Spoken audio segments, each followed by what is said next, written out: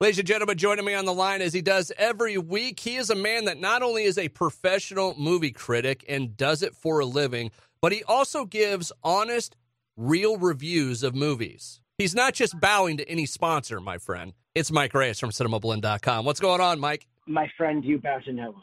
Did you ever see, do you remember Wayne's World when they did the sponsor stuff? Yeah. That may be the best version of that I've ever seen. That and then Looney Tunes Back in Action had a good version, too. What did they do? I don't remember. There was a whole thing where Brendan Fraser and Jenna Elfman are stranded with Bugs Bunny and Daffy Duck in the desert, and all of a sudden a mirage pops up, and it's a Walmart. And then you have a choir singing, Walmart, Walmart.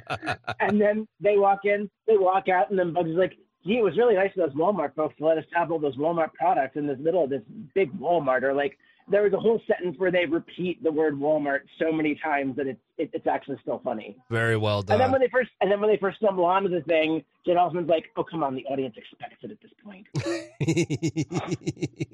Oh, that's good. All right. Well, Mike Reyes from Cinemablend.com. You join me every week to talk about movies. There's going to be a little bit of time travel this week as the big one you were seeing tonight, correct? Yep. Killers of the Flower Moon. I am so excited for 3.5 hours of Marty Scorsese just doing his thing. I am a proud supporter of my birthday twin. Is it your birthday? No. But he and I share the same birthday, along with Danny DeVito and a couple other people. Oh, wow. You got a good one. Yeah, it's pretty cool. Yeah, you know, it's pretty okay. It's pretty all right. Us East Coaster guys, you know, just hanging out together. It's like, let's make a movie. Make a movie and make some, We got it in already. Oh, boy. What was that? No, it was we got the, what's his name in? Turd Ferguson in already. Oh, yeah.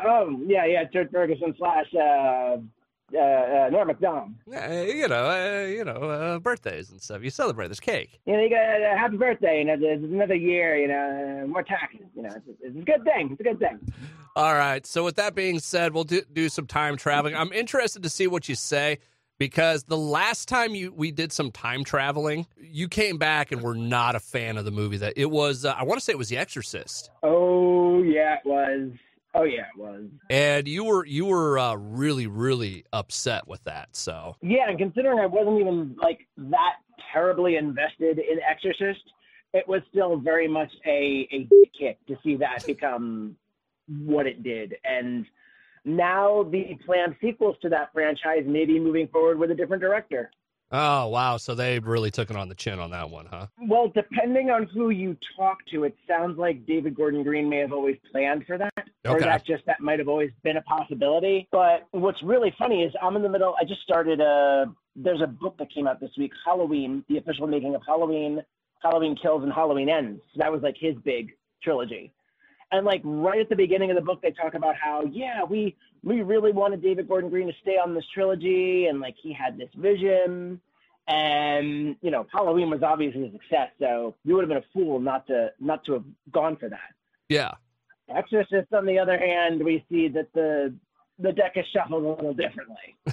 Oh, that's brutal.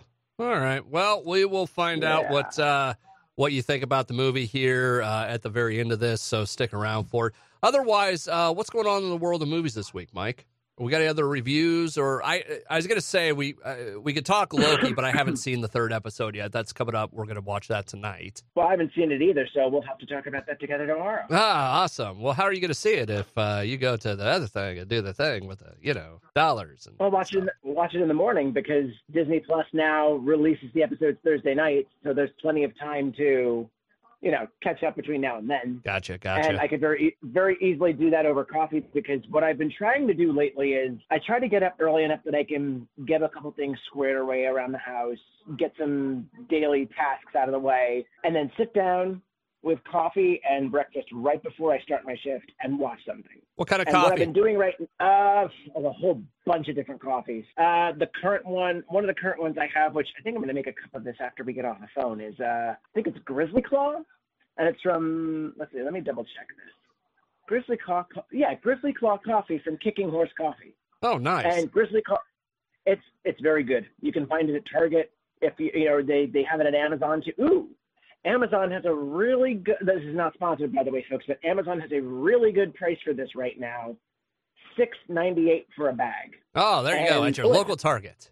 Amazon. Amazon. At your local Amazon. But if you go to Target, they have the ground bag. Ah, okay. No, it was a shop.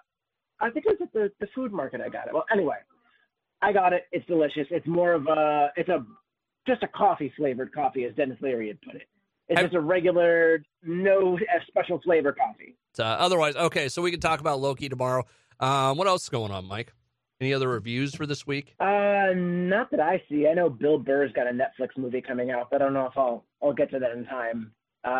Old Dads, I think it's called. Yeah, Old Dads. Okay. Yeah, it's a relatively light week this week. And then next week's still relatively light, but you've got stuff like, we'll talk about next week. Anyway, in the world of news, Deadpool 3 looks like it may be delaying itself again. Again? Yeah. Well, not delaying versus they moved it forward, last we heard. It was supposed to come out in September next year. It was moved to May next year. Okay. Then the writer's strike happened, and then the actor's strike happened. And now Sean Levy is saying that the film's sort of I think it's like at risk of pushing to another slot. Like production is at a point right now where they're not. I guess they're not that far along. It didn't sound like they started filming all that far from the strikes happening. Okay. So I'm kind of not surprised. The rumor though is that Captain America: Brave New World, I think that's the name of it because they changed the title of that movie, might be taking its spot and moving back to next May because that was originally supposed to be next May. It moved into next July. Sources are saying that it's far along enough that it could potentially just go ahead and, I think once the lights turn back on, jump forward and finish up. So Marvel's got some moving going on. Yeah, again. Okay. And we're still in the actor strike, correct? Yep, we are still very much in the actor strike. As I think we talked about it last week, that negotiations broke down just when it looked like things were going well, and the writer's strike itself ended. And speaking of the strikes, apparently, according to reporting from Deadline, the headline reads, Hollywood's biggest stars offer to kick in $150 million over 3 years in dues to help end actor strike stalemate. So from what it sounds like, George Clooney, Emma Stone, Ben Affleck, Tyler Perry, and Scarlett Johansson met with SAG leadership to sort of try and be part of the solution and throw in some money for the cause. Can I ask something? And sure. So it's the actors in SAG versus the same people that we're going up against with the writers, right? Yes, it's still the AMPTP that is currently being negotiated with. So, crazy theory I just had. Could they have said yes to one and never had any way of saying, like, they were going to say yes to the writers and just like, no, we're not going to say yes to the other one? I mean, clearly we've seen that that's what happened. That's exactly what's happened here. But what I would think if you're being strategic, I'm putting on theoretical strategic hat here. Yeah, well, no, we're in theory territory right now. It's fine. If you are being strategic, you end the writer's strike first because it buys time for the actor strike because the writers clearly have to write the projects. You have to have a bed of projects that actors can get back to or can pick up once they're back to work. So directors can still develop projects, writers can still develop projects right now. All that's missing is for casting and filming. So when you think about it from a strategic point of view, now that I think about it, I'm kind of not surprised that the SAG after strike is being dragged out because the studios I'm sure they're just trying to play for time and see what they can do. Because it kind of seems like, okay, we're willing to make concessions here. Maybe it's cheaper to make concessions to the writers than it is to the actors. I mean, it just might be. That's also something that's, now that you bring it up, that's also something that's pretty hypothetical. It is a theory off the top of my head, nothing behind it, whatsoever. It's just, it seems kind of funny that they were, hey, give them all they want on this one. And then when it comes to the other one, it's like, nope, it broke down. Here we are, Yeah. wonderful, wonderful strike land. Yeah. Mike Reyes from Cinemablend.com on the line with me. Still going to get to the Scorsese stuff here in a few minutes. Not really movie related, but it is kind of in the Marvel wheelhouse. You know what comes out this week? What? Spider-Man 2, the video game. I need a PS5 so I can play it, because I still maintain Marvel Spider-Man on PS4 is probably my favorite Spider-Man movie besides Spider-Verse. Spider-Man into Miles Morales, which I had a blast with Miles. I wish Miles Morales would have been a little bit longer, and I wish they would have done a couple of the downloads with it for extra story content. Yeah. But it was they've both been fantastic games. I'm going to put it like that. My son and I, we fired up the PS5 the other night, and it was the first thing to pop up. I'm like, we're downloading it now. So it's downloaded, just waiting for it to kick over so we can play it. And I am so damn excited about it. And like you said, it's a really great story. Like, as a Spider-Man movie, like if you're going to put it into that context, it would make a wonderful movie because of how they approach Peter Parker, how they approach bringing Miles Morales into this, how they approach bringing in some of the other characters from, just some of the villains to some of the other heroes and so on and so forth. It is a really, really well-constructed world. Especially how a Spider-Man video game delivers one of the most heart-wrenching cutscenes, and then you're still crying and you go into the final battle. And then you understand why Peter Parker is so pissed off. Oh, and just, you're playing this thing, and it's almost hard to keep focus of playing it because you're watching it, and you're watching everything unfold and like, oh, a quick time element. Oh, another little playable sequence. Back to cinematic. It shifts so beautifully in that territory. And were you the person that showed me that there was I think it was a video on TikTok. Someone took Yuri Lowenthal's voiceover from another game, and where he drops an F-bomb, and they put it into Peter Parker's final battle in Spider-Man, and it works perfectly. I don't think that was me, but it sounds awesome. So then it must have been in work chat, but I need to find it because it was really cool, and it fit. And just the go on. All I was going to say, some of the characters appearing this time: Kraven the Hunter, Sandman, the Lizard, and the Venom symbiote will be in this one. Tony Todd as Venom.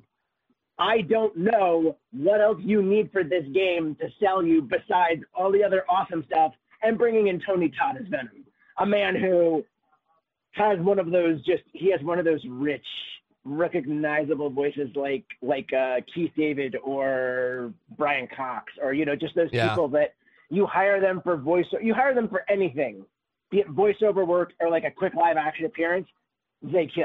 And speaking of Keith David, wonderful meme of him floating around. I don't know if you've seen that. No. Basically, I don't know what this clip is from, but it is a clip of Keith David at the wheel of a car, dressed in some sort of tuxedo, and he looks over to someone and says, "Oh, welcome to hell, mother." Yes, there. Yeah, that. I know exactly what you're talking about now. And something else that leads me into another. Wow, I'm remembering stuff that happened this week without much prompting from you, and I'll let you cut in after this one. But do you know what's happening over at Disney Plus? Didn't they get rid of something? Or I feel like I saw a story. I feel like they got rid of something, and I think it was about Willow or something. Oh, that happened a long time ago. They've gotten rid of a lot of things, and now they're starting to sell some of that stuff on PVOD, especially their movies. Oh, I'm kind of pissed off about that, but there's a more positive sort of thing that's happening. A live-action Gargoyles movie is being developed for Disney Plus. I did see that.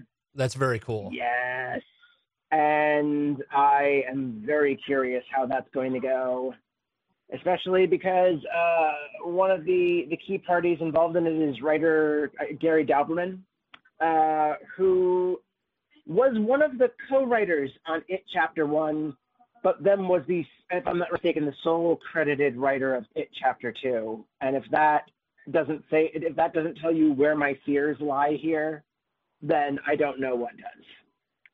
On the platform thing, did you see the thing about Netflix? What about Netflix? The crackdown on password sharing led to a huge increase in monthly subscribers, and now they're raising prices. Another one? Because I know they had mentioned that earlier in the year, but I didn't know that led to another increase in subscribers, which I wonder how. Premium ad-free in the United States will increase to by $3 a month to $22.99 starting Wednesday.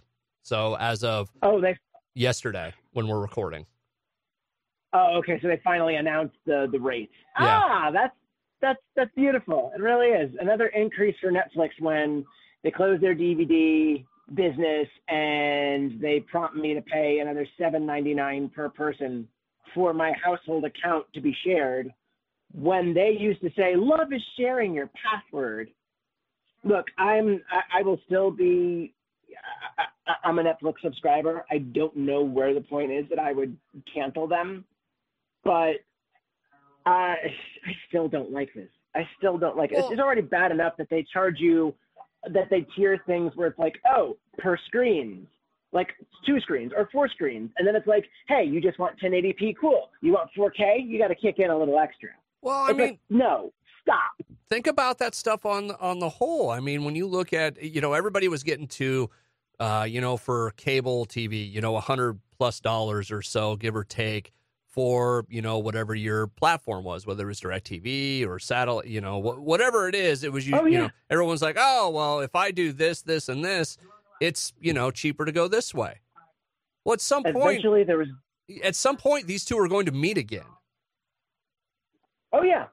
In fact, people should probably start thinking long and hard about, okay, I pay X for streaming a month.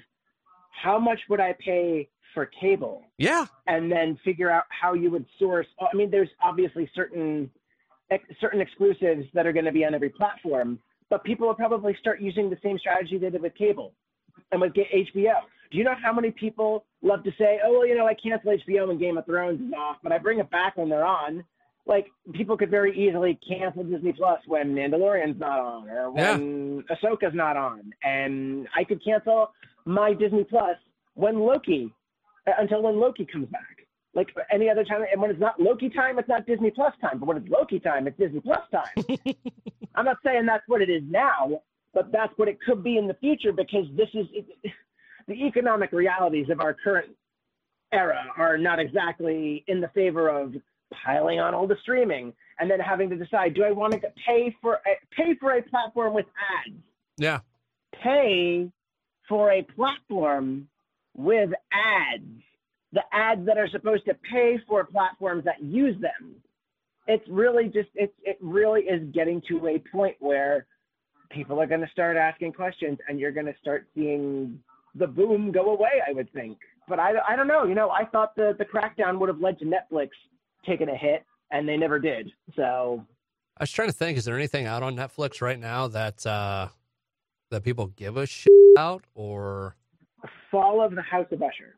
That's okay. Mike Flanagan's latest, and I think his last Netflix series, because he's moved on to Prime Video. So he's setting up his Dark Tower series in the future. I gotcha. So, all right. Well, we'll have to see what happens with that. Mike Reyes from Cinemablend.com joins me every week to talk about movies. All right, we're going to do a little bit of time travel here. We'll be back with a movie review for, I can never remember the name of the movie. Killers of the Flower Moon. That's about 15 hours long, right? 3.5, smart ass. We will be doing the review as the movie is still going on. You let Marty cook. It'll be a weird pocket dimension where it's nothing but Scorsese every hour of the day. Dude, he's got enough movies and TV content that I'm sure that would be possible, and we would probably be better for it if there was just a channel that ran all of Scorsese. Like, you feel like watching Rolling Stones Shine a Light? That's on there. You want to watch Wolf of Wall Street? And frankly, who doesn't? Go ahead and do that. You want a special Sunday where it's just Irishman and Killers of the Flower Moon back-to-back twice? There you go. And one last thing I'll mention before we time travel. Scorsese and his daughter Francesca have been doing some really cool TikTok videos. Oh, have they? One of them was, yes, his daughter Francesca ran him through modern slang and asked him if he knew what the words meant. And he got a surprising amount of them correct, because most people would have thought Martin Scorsese's not in touch with the youth of today. Martin Scorsese's not in touch with filmmakers of today. Nah, this video proves them wrong. And then the fact that when he was talking about Killers of the Flower Moon, he's like, yeah, I was inspired by Ari Aster, like, taking his time with Midsommar and Beau is Afraid to make my movie. I like that pacing. Like, Marty Scorsese is not just an old Martin Scorsese. I'm calling him Marty like I friggin' know him. We only share a birthday. Like, you guys are best friends. As far back as I can remember, Marty and I were best friends from the editing room. I was only a 6-year-old kid, but I told him, Marty, you should be doing Cape Fear this way. And that's how he did it. But the most recent TikTok that he did with his daughter that is absolutely hysterical, he is talking to a prospective lead actor that could be his new muse. And he gives them prompts to follow, and he's just deeply moved. And I'm not going to spoil the fun. That's all I'm going to tell you. You have to watch it yourself. It's on Francesca Scorsese's TikTok. Perfect. Mike Reyes from Cinemablend.com. We'll do some time travel. We'll be right back. Time travel complete. Ladies and gentlemen, joining me on the line on this here Friday is Mike Reyes from Cinemablend.com. A very somber Mike Reyes, as long movies and time has exhausted him, so to speak. What's up, Mike? Yeah, we get to talk about a somber movie after the fun of time travel. Well, we could also talk about Loki, too, real quick. Oh, we're definitely going to talk about that. So anyways, all right, let's start with the big one. Scorsese's got a new movie out. I'm sorry, I apologize. I can't remember the name of it. Killers of the Flower Moon. Killers of the Flower Moon, everybody. He saw it last night. What say you, Mike Reyes? Go in well rested. Because the only drag that I felt on this movie was my own physical. Like, I went to an 8:30 showing, Oof. Got out about like midnight, 12:15. I say that not as a commentary on the movie, but a commentary on audiences. Because when you're getting tired, you may feel like you may get a little antsy because it's later at night. This is pure Scorsese filmmaking, pure storytelling. Like 3.5 hours. The man's 80 years old and still tells a story that the story itself does not drag and does not slouch. He allows himself time for this story to breathe. And it's about the true story of a series of murders among the Osage tribe that was basically motivated by getting rights to land that had oil on it. Oh, of course. And it's a dark, true story in American history. And I've read a couple other excellent reviews that are around, and basically the big difference between the book and the film is the book is more, I think it's more focused on the formation of the FBI, because that is something that sort of happens around these happenings. Okay. But the movie focuses more on the actual killings and the wheelings and dealings of these white men that are trying to take over this land through any means necessary. And of course, Leonardo DiCaprio and Robert De Niro are just blazing. Both of them are fantastic as always. And I don't remember, this may be the first movie they've done together since Leonardo DiCaprio did a movie back when he was a kid called This Boy's Life, and that was like one of his really, really early movies, and De Niro was in it. But besides like a short film that they did for a casino with Martin Scorsese, I think this is the first time they've done a movie together, and just they're both electric together. But also everybody keeps talking about Lily Gladstone playing Leonardo DiCaprio's wife in the film from the Osage Nation, and everybody should be talking about her. She is so reserved but strong, and it's just an amazing, amazing performance. And of course, in a Scorsese film, that's saying something, considering just how many characters there are, how many actors there are in here. I mean, Jesse Plemons pops up at one point.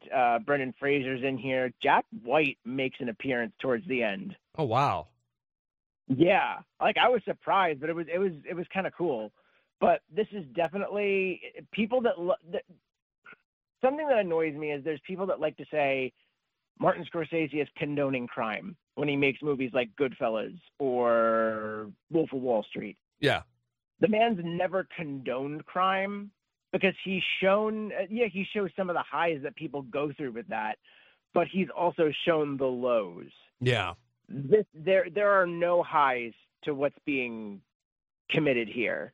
This is slow creeping evil.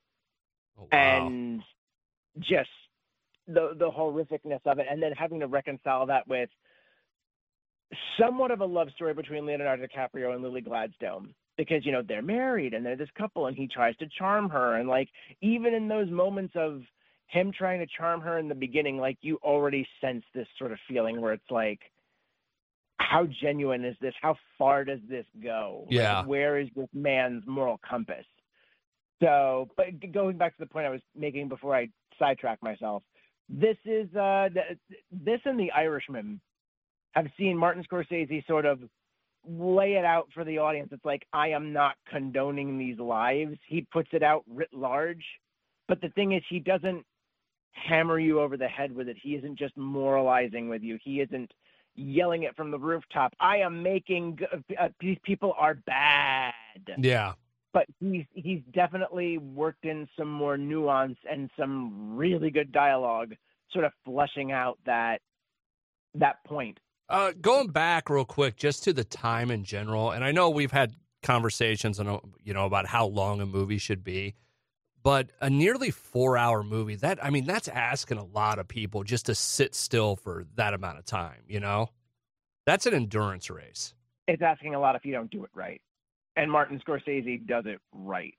Okay. And I like that. And I like that he is one of the filmmakers that is still daring to make films this long and to make films like this. I mean, Killers of the Flower Moon, I've read some other things that people are saying this sort of filmmaking is sort of falling by the wayside with major studios.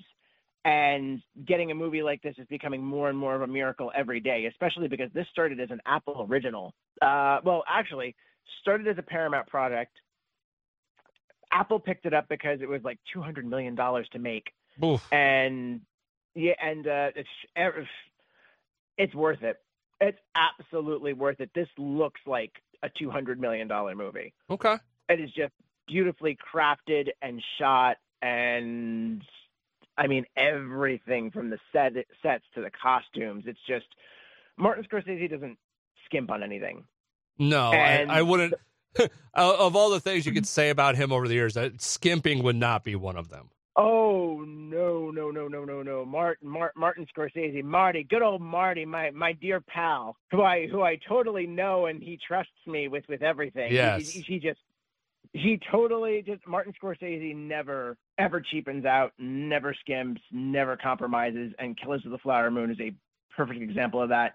This almost went to streaming because Apple picked up the project when Paramount didn't look like they wanted to put that much money in there. And, that is a huge gamble for a movie like this, I'll admit. But I think it's a worthwhile gamble. Okay. I mean, Oppenheimer was around 200 million too. I have to take a look at that. But just it's worth telling stories like these. It's worth telling the darker, seedier parts of history. Yeah. If only to remind us not to let it happen again. And we actually went and saw this in IMAX, and it's definitely it was nice to see like a nice gigantic screen. Sound system was perfect. And that's especially important with a Scorsese movie because the man loves his music. And his late collaborator, Robbie Robertson, this is his final film with him, still perfect eye for a perfect ear for period appropriate music and just the usage of sound in the medium. And yeah, this almost was a streaming exclusive like Irishman. And well, Irishman did do a limited release, but this is actually a wide release in theaters because Apple plays by the rules with Netflix. It's being backed by Paramount because Paramount actually came back in and backed the distribution for theaters. And that's another interesting thing I want to talk about after we're done with this mini review. But yeah, Killers of the Flower Moon, I highly recommend it. Just see it. Go see it in a theater. Don't wait to go home because this is electrifying performances are as good on a movie screen as superheroes, saving the day and blowing up stuff. All right. Mike Reyes from Cinemablend.com joining me to talk about movies and all that. So this seems like a winner. Over on the small screen, a new edition of Loki came out last night. I watched it. I have thoughts. Mike Reyes, what did you think? Let Loki cook, man. Just let Marty cook. Let Loki cook. Why don't you get Martin Scorsese to do an episode of Loki? I would friggin' love that. If you could, I know he's spoken out about some of the superhero culture in the past, but I would love if you could get Martin Scorsese to do maybe do Goodfellas with Loki or something. Oh, I don't know. Loki's already been DB Cooper. He could be part of the Lufthansa heist. You know what? But I could see that, but in general, not a bad episode, not my favorite. And I'm going to tell you right now, I was not crazy about Victor Timely. See, I loved Victor Timely. And truth be told, there may be a little bit of there may be a little bit of the Jonathan Majors hangover with the stuff outside of everything with him, but it was just like, okay, I get it, you're eccentric. It felt like I was walking through mud anytime I listened to him talk. Oh, I completely disagree. Except for, again, we have to keep in mind the very real situation where Jonathan Majors is currently going through allegations of domestic abuse.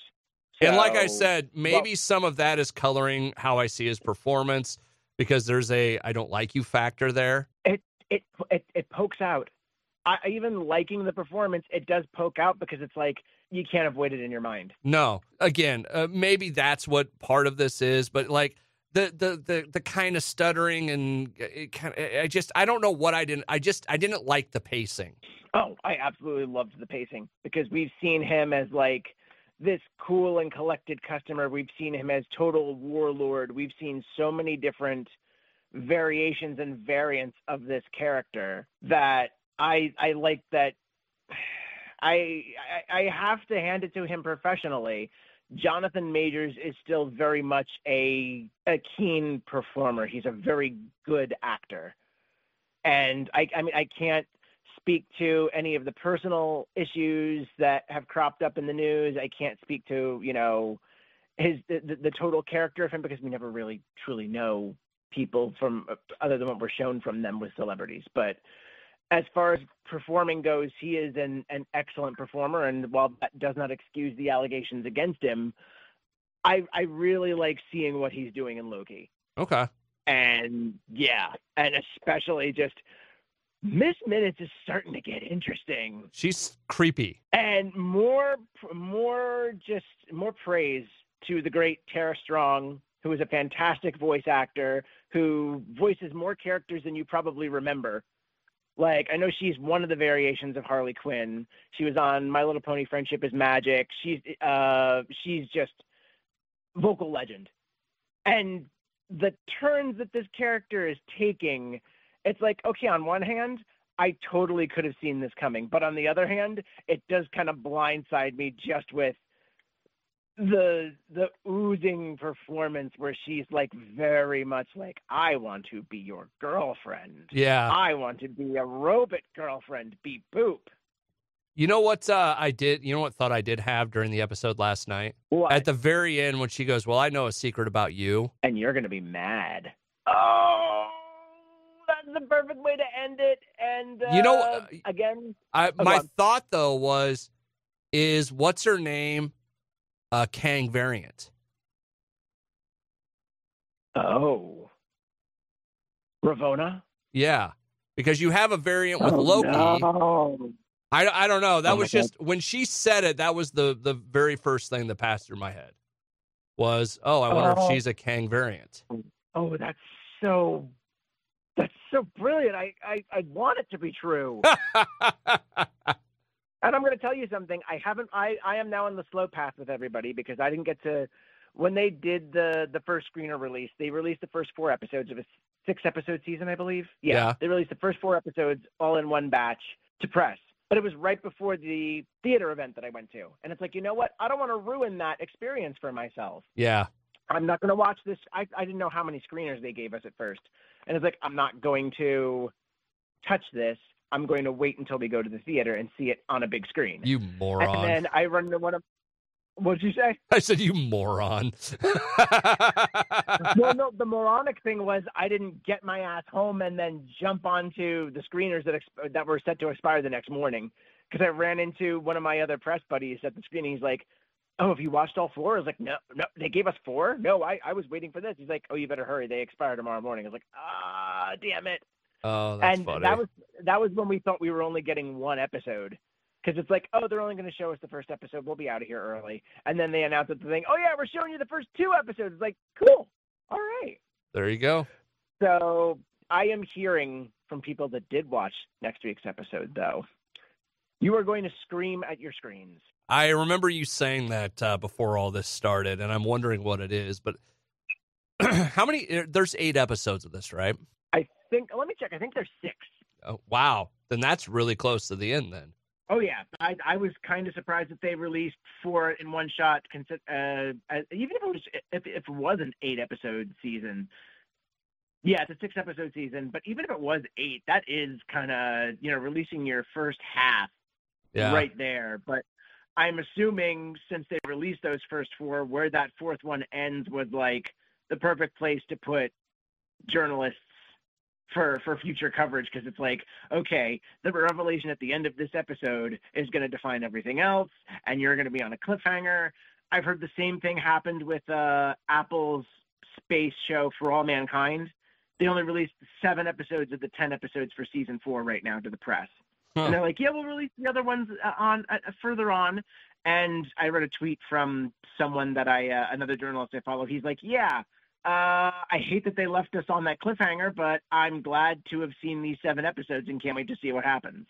There you go. So I don't know. That's my theory right now. I could be way off. I think Ramona is a variant of Kang. I like your theory. I like your theory a lot. I kind of want it to be true. I am very excited to see what happens next because of it.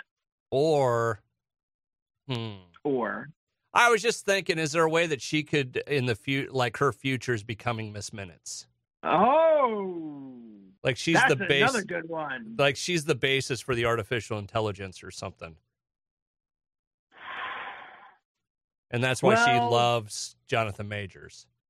Maybe just because when she started laying down all her backstory in this episode, it's like, oh, I was a chess playing computer. It's like, oh, okay, so maybe this was just a piece of software, like a Watson or a Deep Blue that he tweaked. But I did. I'm just. Go ahead. Go on. No, you go. No, you. You. You. Yeah. I forgot. I was just gonna say, I feel like her getting stranded in the area with the dead He Who Remains or whatever is all part of the plan, right?